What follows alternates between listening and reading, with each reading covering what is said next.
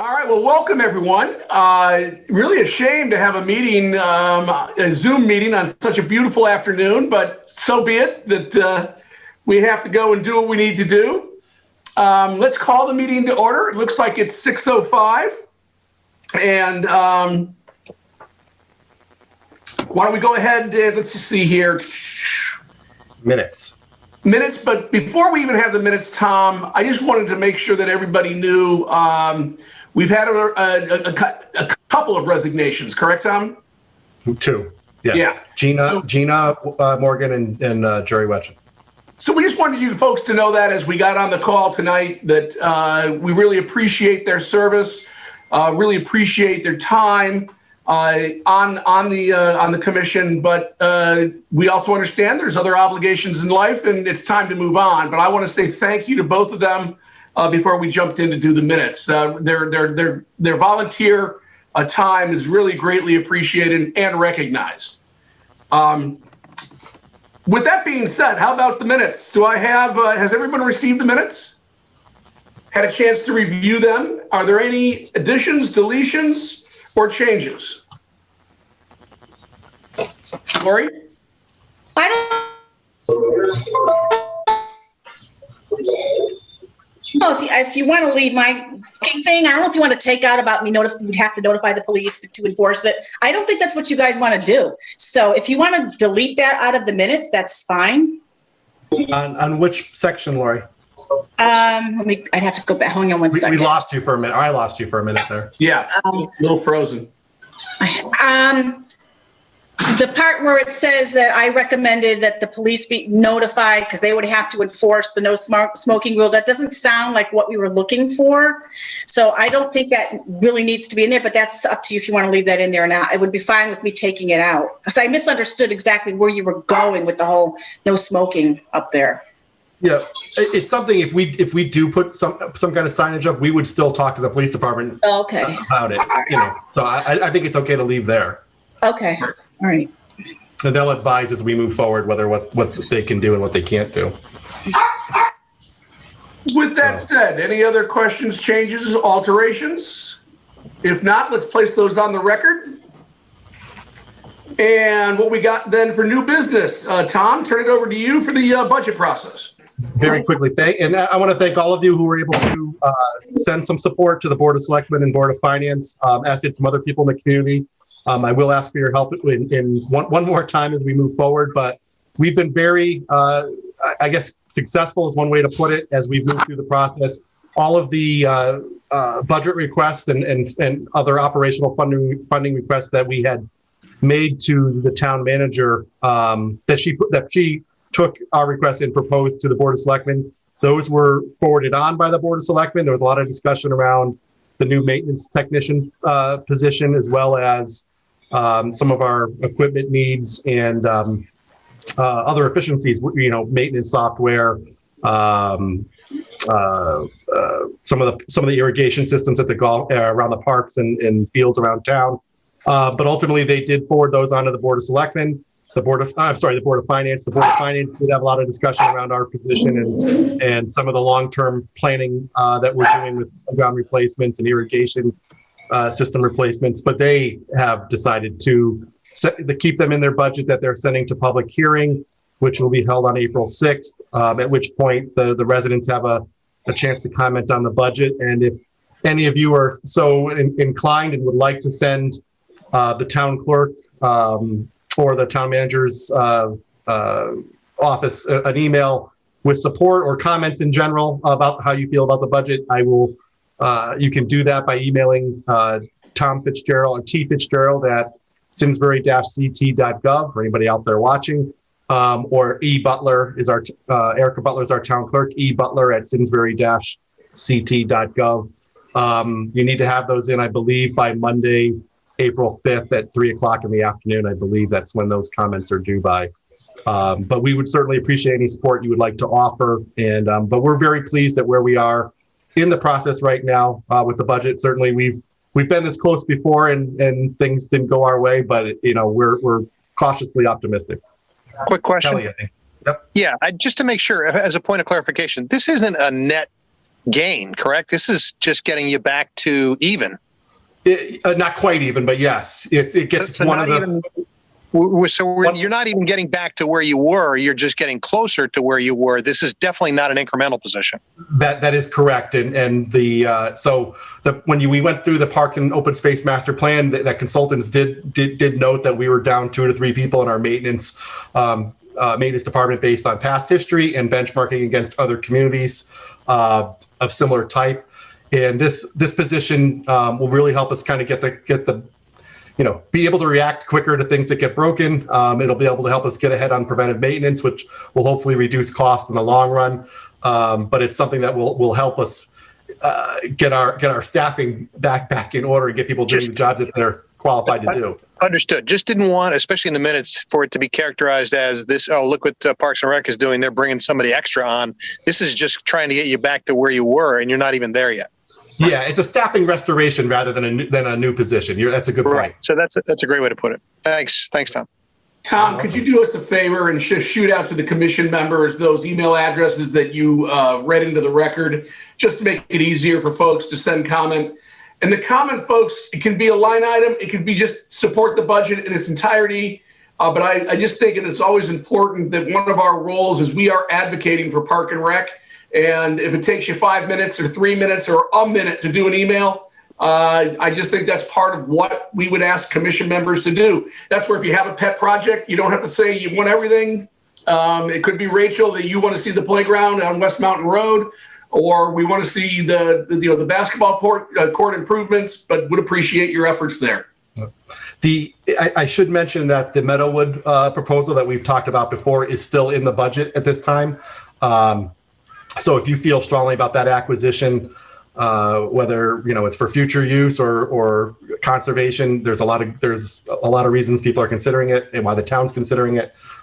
So if you need more information on any of these things, reach out to me. I'll be happy to speak with you or email you more information on those particular subjects. But that will be considered as well at public hearing, I believe, whether the town should include that in the budget or not. So that's what I have for budget news. Well, and last thing there is I want to commend Tom on his presentation. He did a nice job of a multimedia presentation where there's nothing like showing a couple of those old pieces of equipment and just what terrible condition, even though they've been maintained really well, they're just too darn old, really brought home the need. We might have to watch a little bit next time the oversell on the software program, but that's for another day. That you did a nice job pulling back on that one on the subsequent meeting. But no, Tom, you did great work, and let's keep our fingers crossed that we get everything we asked for. Appreciate it. Thank you. Any questions or comments for Tom on the budget? Hearing none. We have a nice Simsbury Farms. I love the fact we have a golf course update here that we are, March 24 or 25. This is both John Varanga or Brian. So whichever one of you feels comfortable going, getting started. Go ahead, Brian. Thank you very much. Appreciate it. Spring is here with 70-something degrees today. We're concentrating on cleaning up the golf course. I think officially yesterday was the last little bit of snow on the golf course that finally melted near 11 Green, a couple of shady areas. But we're really just going to concentrate on cleaning up the golf course for the next week or so. I've rolled the greens already twice, so they're looking pretty good. We'll get the mowers out there fairly soon, and hopefully the bunkers will dry out maybe next week at some point, and we'll be able to rake those also and smooth those out. So basically course cleanup and getting everything prepped for the season ahead. Did you have any major damage you had to deal with, Brian? Some storm damage, just trees, branches down. A couple weak trees blew over, so we're in the process of cleaning those up and cleaning up the stumps. Nothing too major in that regards. Little bit of ice damage, freeze thaw type damage in a couple greens. Nothing that doesn't happen all the time. So nothing that will affect play whatsoever. So overall, knock on wood, we went through the winter fairly well. Great. Thank you, Brian. Yep. My turn. Yep. Off to a really good start. Again, it's usually in the golf season, if we can get open before the last week in March, that's early for us. So the last 2 years, we've been pretty lucky on opening up early. And I can say once we opened up, we were packed. So we do see kind of a rollover from last year. We opened up the range on Saturday. Yeah, we opened up the range on Saturday. Had a really good weekend. Monday was a zoo up here on the range because it was so nice. Tuesday, we opened up the course, and it was busy. Today was, I think we had tee times all the way booked until 4 o'clock. I think there was 3 tee times open. So I think people are still interested, and they're getting out here. And it's been a good start. Very, very good start. Brian's done a nice job on getting the course ready. There were a lot of trees and limbs down that he took care of. But anyone coming off the golf course just had really good things to say about it. So we're off to a really good start. Our junior camps and clinics and adult ones started taking off. And I think Karen's Women's 101, which she has 4 in a class. She has 3 classes are all booked up in 3 days. So, so we're liking what we see. I know we talked to Tom about some of the COVID stuff that we have up here. We are starting off the same way that we ended last year. No touching the flag sticks, no one in the pro shop. Still doing the transactions through the window.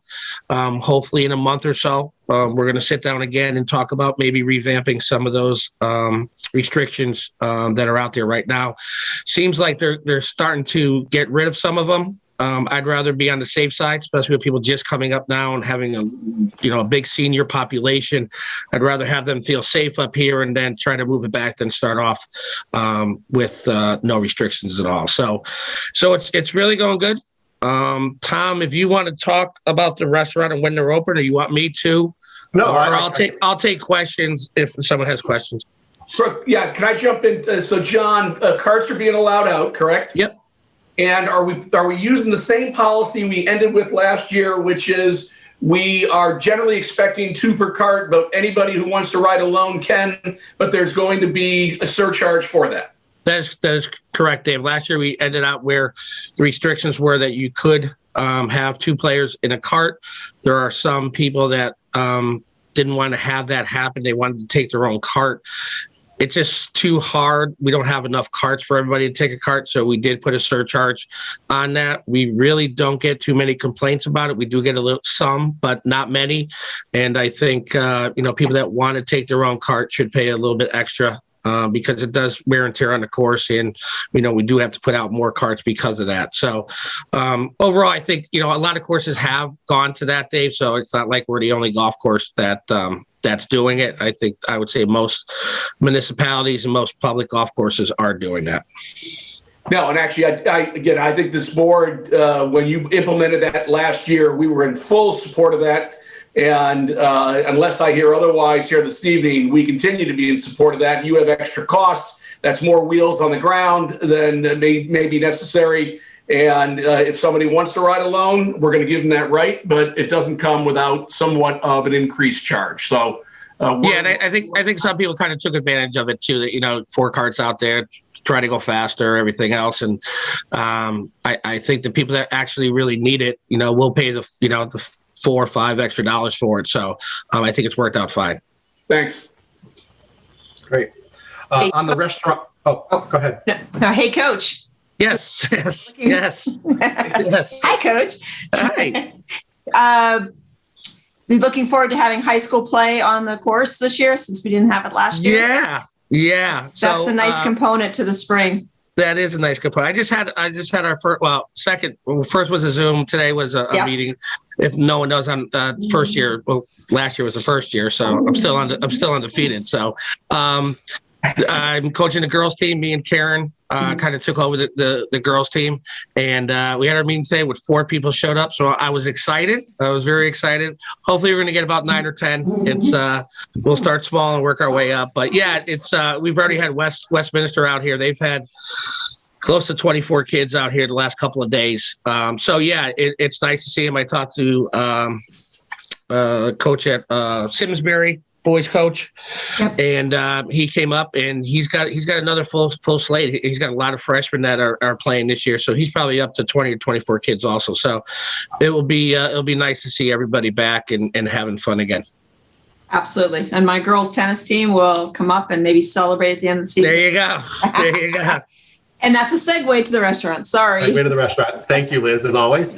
Yeah, they're working hard up there. We're really exciting to see what they're doing. They have hired a chef. What they were planning to do, I think I mentioned before, I think they're looking at Thursday, Friday, Saturday, more of a full entree dinner menu, and then the rest of the week would be more of a the casual dining. They are targeting Thursday, April 8th as their soft opening date, I believe. They have applied for their liquor permit. That generally takes a little while, and especially with the state being on, still in COVID mode, things tend to take a little longer. They are pursuing a provisional liquor license, a provisional beer and wine license. Since we did have one on the property before, it's a little easier for them to get quicker. It costs them a little extra money, but they're willing to do it in order to get the service going that much sooner. So that's something to look, that you'll see once their permit's in full review mode. You'll see the sign go up by the side of the road for 60 days. I believe it has to stay up there. But yeah, they're moving along pretty quickly. They're doing some kitchen testing next week. So if you happen to be in the area, John and Brian might share a plate or two or a nibble or two with you. But yeah, they're looking forward to it. They I believe finished most of their hiring. I think they're still looking for some additional servers, but they do have I believe their beverage cart operator. That's all ready to go, and yeah, they're eager to get moving. And we are having some ongoing conversations with them about improvements to the facility, and I'll have more updates for you on that as hopefully the spring and summer progress. Quick question, Tom. Yeah. Yes. Just to make sure I understood you right, did you say that they were applying for their liquor permit, or was it only beer and wine? They are applying for a beer and wine permit at this time, Kelly. We have issues up there with security that we have to address, and I think I've mentioned to you before, Yes. or to the board before, that we have to address with extra. We'll have to cut fire doors into the locker rooms in order for them to secure the restroom doors. They have to have a secure place for their liquor, any hard alcohol that's in the facility, and our facility is challenged in that way. So it's something we're working through that with them. But what if you notice, or if you remember what the previous operator did, he was able to sell the mixed drinks in a can, the pre-mixed drinks in a can. They can do that route under the current license. I believe. It was the workaround that the past vendor found, and we're working. They want the full liquor permit. That'll happen as we address the building issues. Just to be a pain, because that's what I do best. I feel like the restaurant's future is kind of intertwined with the liquor license, and we've been talking about liquor for a long, long time, and I feel like we don't want to let that slip. And I realize there's a lot of moving parts there, Tom. And so this isn't like a blame type thing, but it is one of those things where I feel like we need to keep it in the forefront and the conversation about that going. Because I feel like without that, it's not really considered, a top tier food destination. So I feel like with that emphasis, we may be better served, no pun intended, than without it. But 100% agree with you. And again, I don't want to say anything yet because I don't have an exact date, but we've got a contractor working with us to get those doors cut in. So we're hoping it'll get done this spring and we'll be able to move forward from there. But I agree with you about the liquor license. And again, just not to belabor this, but the keeping the conversation going, I feel oftentimes ends up in a better result than, we tend to forget about things, or at least I do. And at least if we talk about it, and the same thing with that event pavilion, hopefully we have a buzz that starts to get generated about that. And, it happens sometime in the not too distant future, because I feel like that's also another component for the success of that location. Well said. Lori, you had a question or a comment? Kelly just answered it for me. There you go. I think one of the important things is that Tom and I have already been in contact. It's a process, though. And so if any of you are golfers or are approached by someone, these folks have a genuine interest, not only as a full service organization, but on a profit side as well. However, there are real challenges that are being addressed. But what I was impressed with in the time that Tom and I have worked with it is they've got contractors in mind. They're already looking at schematics to figure out what are the options. And so I think if anybody's asking you about it, it's a work in progress, but they are definitely trying to tackle the issue. Awesome. Anyone else about any questions regarding the golf operation? Because I see Johnny Varan just stepped out. I'll ask my question to him when I see him maybe tomorrow or the next day. Okay. So let's go on with the basketball lighting, Tom. Sure. Really great news. With the help of the friends of Simsbury Farms, and Kelly is a big part of this. We are going to be able to get the lighting done this spring. It should be complete by May. The friends are working with a private donor and their own funds to put 3/4 of the cost of the lighting of the basketball court together. We proposed to the town that we had 3/4 of the funding needed, and the town thankfully has agreed to cover the remaining 12 to 13,000 needed to get the lighting in while the rest of the parking lighting is being installed. So the target end date at this point, I believe, is May 29th. You're going to see a lot of activity starting next week around the light pole installation and trenching again. Now that the ground is kind of thawed and the snow is gone, they're really going to get to work. They've been staging equipment up there all week. And so, yeah, be a flurry of activity probably for the next say 5 to 6 weeks. And then just some more cleanup work done in May. But we're targeting an end of May date for basketball court lighting, which will be a fantastic addition to the farms. Thank you, Kelly. Yeah, Kelly was integral to getting this done, working with the friends. I appreciate it. It's so many years ago. Kelly, you gonna hang some flower baskets on those hoops? Yeah, I'm gonna have to put them up with duct tape for the time being, but they'll be up there.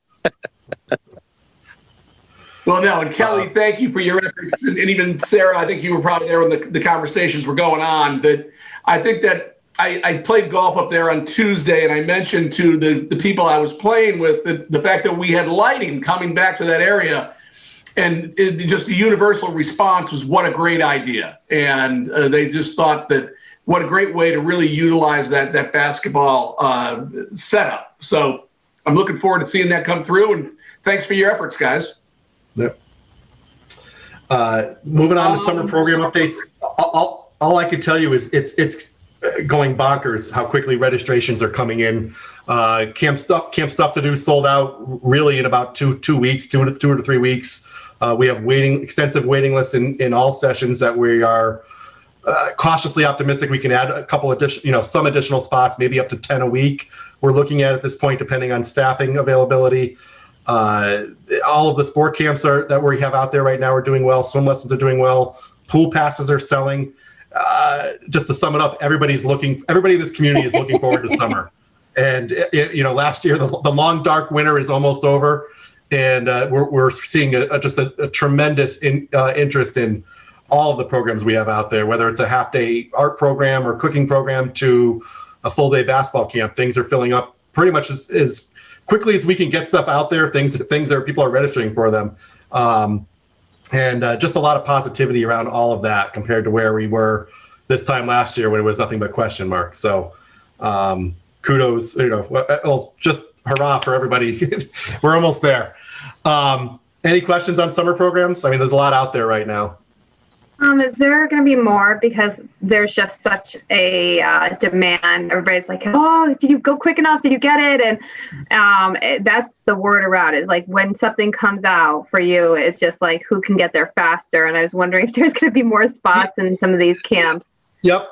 Great question. So I did mention we are looking at camp stuff to do to add some more spots, but there are programs that we offer in the morning that have filled up, and we're trying to match the get these contractors to offer the same session in the afternoon to add additional space. we only have, between the facilities we have for indoor facilities, we are really sticking to the Apple Barn, and then the rooms we have over at Central School to use. So we are limited on some of that. I know the continuing ed is offering some programs this summer as well for kids, but yeah, like things like the cooking and art and computer programming, different things like that, we are trying to offer afternoon options. We have added some additional sessions of some of the sport camps as they've continued to fill. Tennis and golf just went on sale, I believe, late last week, and that's doing extremely well. I think the junior tennis clinics are going on. If they're not on sale already, they will be very soon, and those are doing well. There's just nothing that's not doing well right now. So Hey, knock Tom, on wood. how about the one for the older kids where they're, where they're taking the trips to? That one, I think I mentioned to you previously, we're not going to do that. I'm not at that comfort level yet where I feel super comfortable sending kids to Six Flags and Brownstone where there's thousands of people. Right. Our children are going to be the last ones to get the vaccine, if by hopefully maybe it's late summer, early fall. But we just didn't feel comfortable putting our staff and or our students in that position yet. So that program won't come back probably till next year. Gotcha. Okay, thanks. And is Koala Kids coming back? That one, basically the same reason with that one. We had to make a choice where, on facilities and what would fill up and what's easier to do. So we felt the contracted programs where we can seat them at a table in the Apple Barn rather than, as the Koala Kids are very hands-on, and it just didn't feel like it's the right time for us to bring that one back either. So What about- hopefully next year?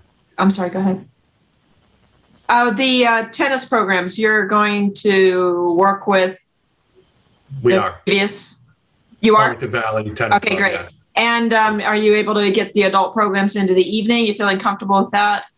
We're working out an arrangement with Farmington Valley Tennis to run those programs. So Good. there might be something like a court rental involved with that. Okay, great. Not decided yet, but there will be adult tennis lessons at the farms. That's great. There's a lot of demand. Yeah, Yep. perfect. I think it's going Thank to be you. Monday through Wednesdays, actually. Oh, instead of Monday through Thursday? Yeah, Okay. Anything, because they're clamoring. I hear you. Thank you. Clamoring for everything. Yeah. Any other questions on that? And last but not least, the Parks and Open Space Master Plan update. Again, we're continuing to chug along with things like that. We're buying signage, signage around the farms you're seeing. The signage, we're close to ordering the sign for Simsbury Farms and the Flower Bridge. I'm still working with an Eagle Scout on some of the on an improvement over at Onion Mountain and at the West Mountain Park this year. The playground. Hopefully the playground will go up at West Mountain at later this summer, fall, maybe. And that's, and then obviously the things through the budget process that we've been working on, improvements with the plan, again, for wayfinding signage, the staffing plan. These are all things that I could tie back to the open space, Parks and Open Space Master Plan. And certainly the Meadowwood acquisition, if it goes through, that's a big part of this as well. I mean, land conservation was certainly in the forefront of the open space part of the master plan. So I think this tags along with it, and there'll be the passive recreation opportunities that come along with that.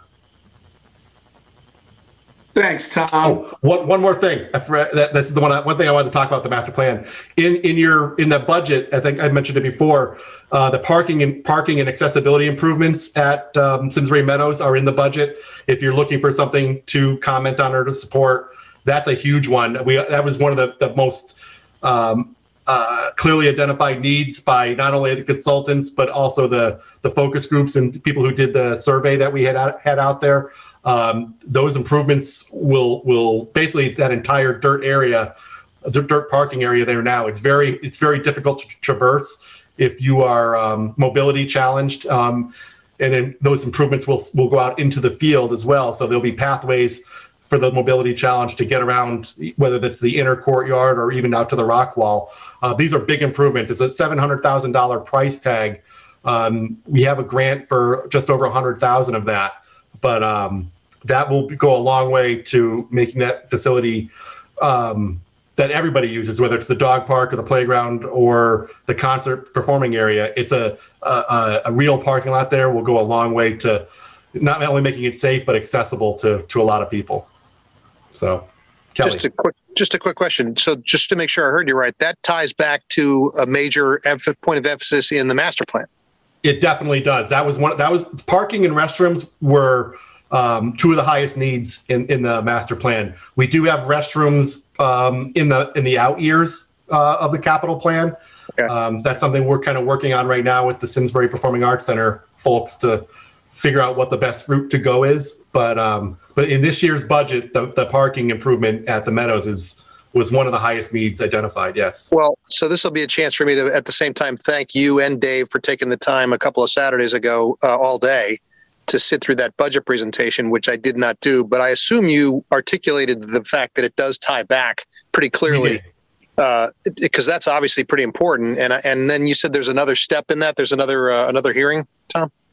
Yeah, that's Tuesday, April 6th. That's when the Board of Finance holds their public hearing on the budget that's been proposed. And then after that meeting, if that meeting concludes that evening, they send the budget to a referendum. Gotcha. So when they might get any changes or send it to the referendum. So when we send our notes of support, both of those points need to be reemphasized. The parking, obviously you said future down the road is restrooms, but also the the non-incremental headcount technician. Yeah, the staffing restoration. Yep. Yeah, staffing restoration. Thank you. You're welcome. Thank you. And then the only other thing I had while I have the floor is there was a discussion a while back about the Flower Bridge having some kind of a structural problem. And I wondered, has that been straightened out, Tom?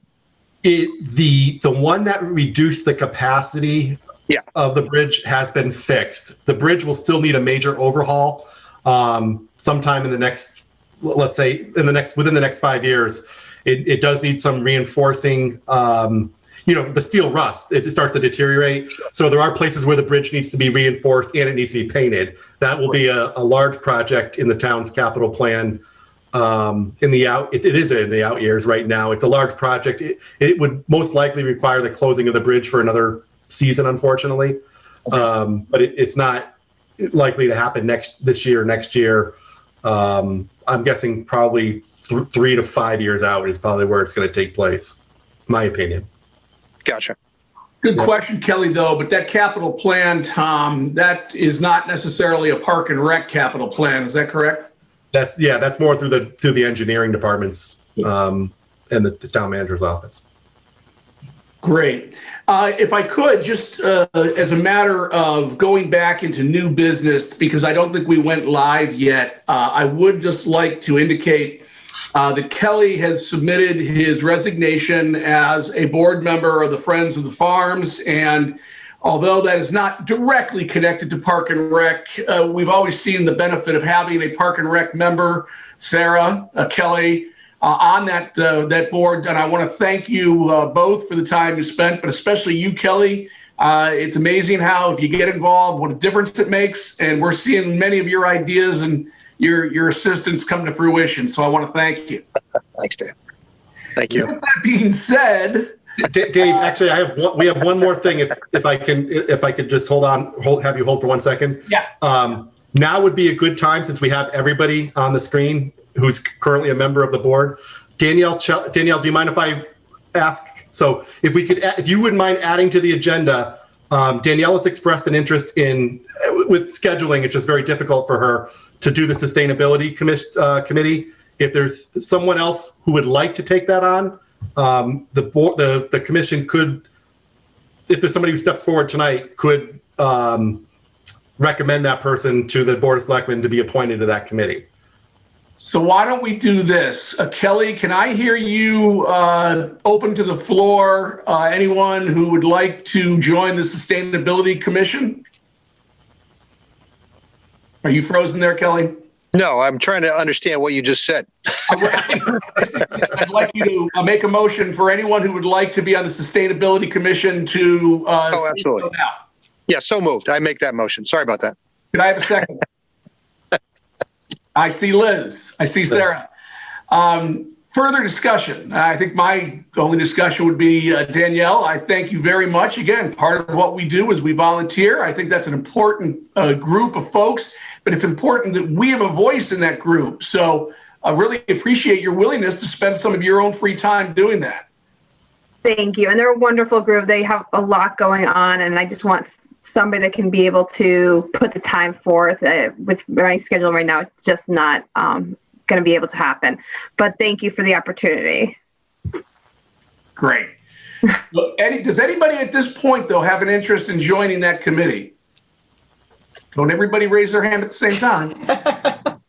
Well, I believe the record is going to state very shortly, Mr. Chairman, that my time is going to be taken up by another group. So as much as I'd like to help out on that one, and that's why there was a long pause, because I was afraid you were recommending me for two, which clearly I couldn't handle. No, so I wanted to open it to the floor to be official. So having no nominations, we won't take any further action. The other thing I did want to mention was, so there is a provision that a member of Park and Rec should be a member of the Open Space Committee. I have been the liaison or the designee. I am going to I put my hat into the ring to go on to the Friends of the Farms Board of Directors. And so Kelly has been kind enough to volunteer to be our new open space designee. And so I appreciate that. And I think it lines up beautifully with many of Kelly's interests.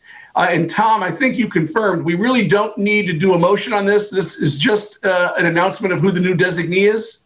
That's correct. As the chairman of the the Culture, Parks and Recreation Commission, you can designate the representative from the commission to the Open Space Committee. That's a Dave executive order. Yeah, oh man. Give me some of these executive orders. Free golf for all on the Park and Rec Commission. So let's make it part of the minutes, though, that I've made Kelly Kearney the designee from Park and Rec to the Open Space Committee. Perfect.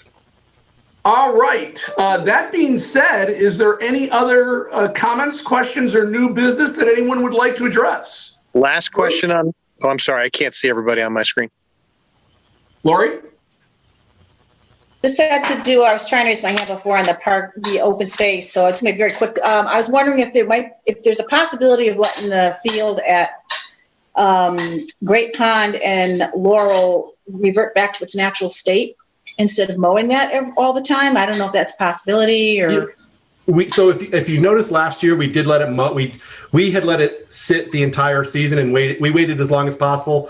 We were waiting till after the first frost to mow that field, and Highway was out doing some roadside mowing and took it upon themselves to mow it before we got word out. So this year, our intention, Lori, is to leave it as is until the end of the season, and then mow it. I don't think at this point, and it's an evolving process, but I think we're for the purposes of pollinator pathways and that kind of thing, we're going to let it sit and then mow it after the first frost.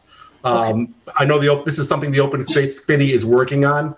They're working on that field. That's something they're looking at. The Barndor Hills Triangle is another one that the Open Space Committee is coming up with policies as far as when these type of fields should be mowed. There's also the one on Case Circle as well. That's in the on Case Circle that they're going to be looking at. So something that's in discussion. Dave, one more thing.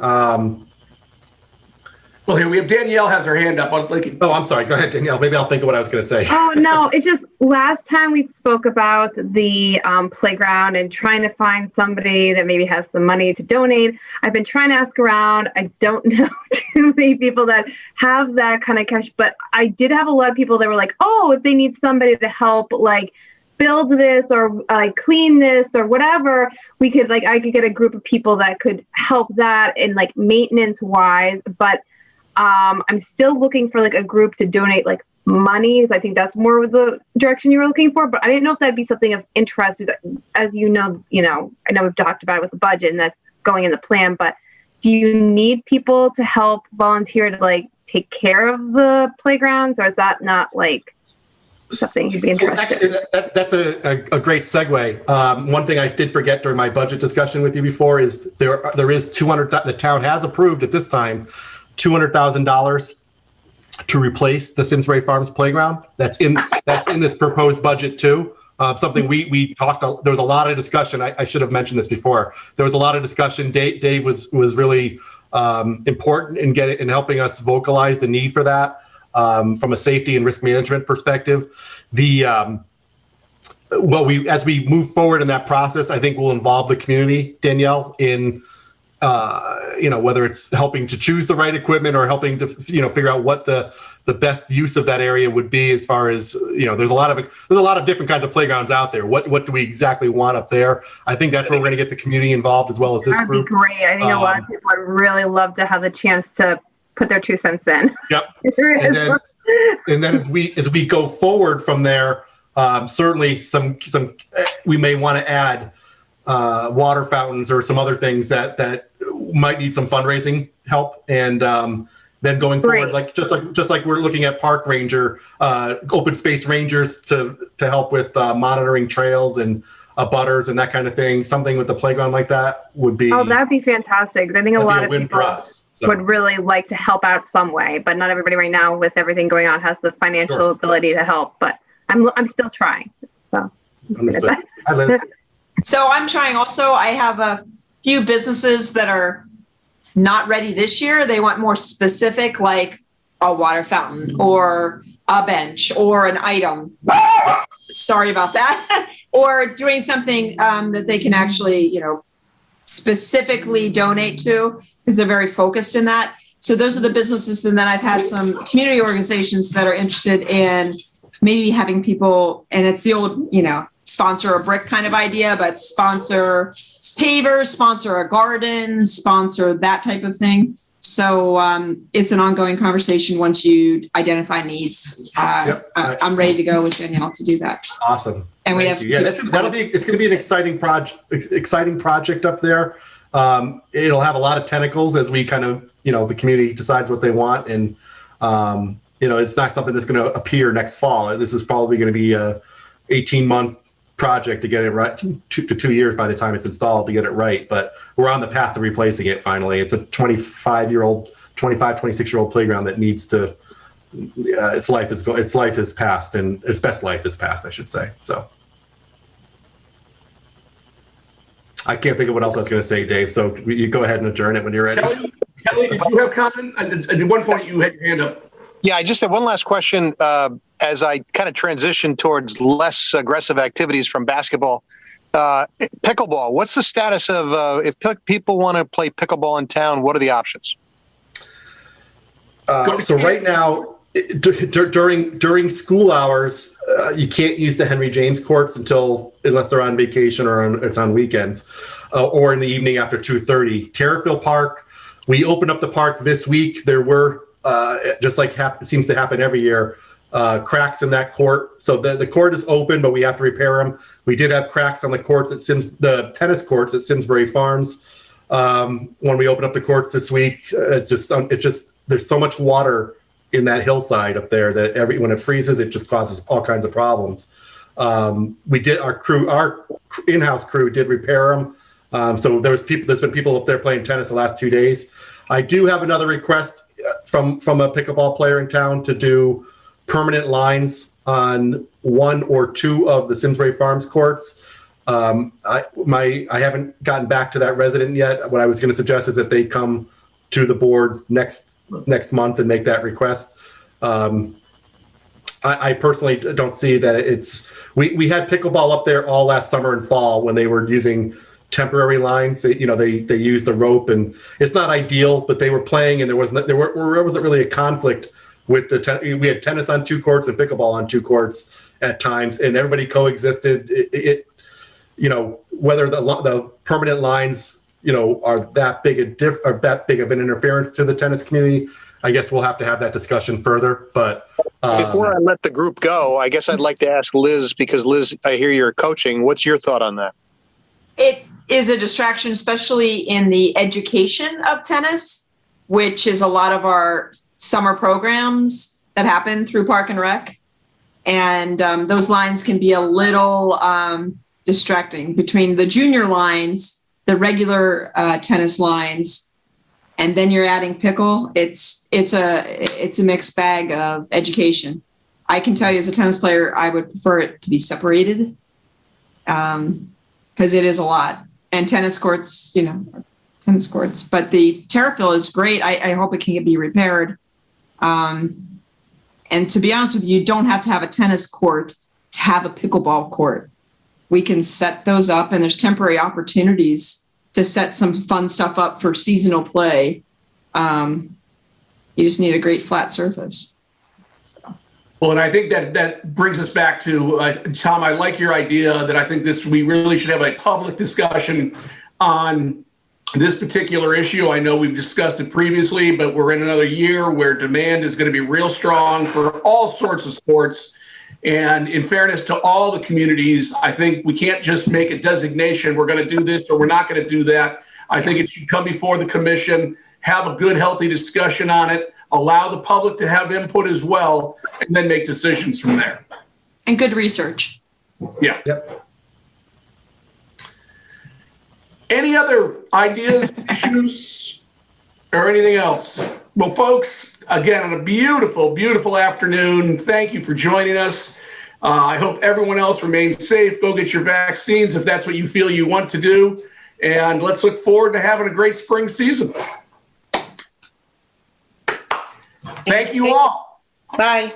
Have a great night. Thank you. Bye. Actually, everybody freeze. Please. Heather, there was no motion to adjourn, was there? Oh, Yeah. motion. I see Sarah makes a motion to adjourn. Tony seconded it. Everybody agreed. Motion to adjourn. I think Adjourn. Yay. Agreed. Thank We're you. done. We're Take done. care. Thank you. Good job, Tom. Bye, Good Rich. job.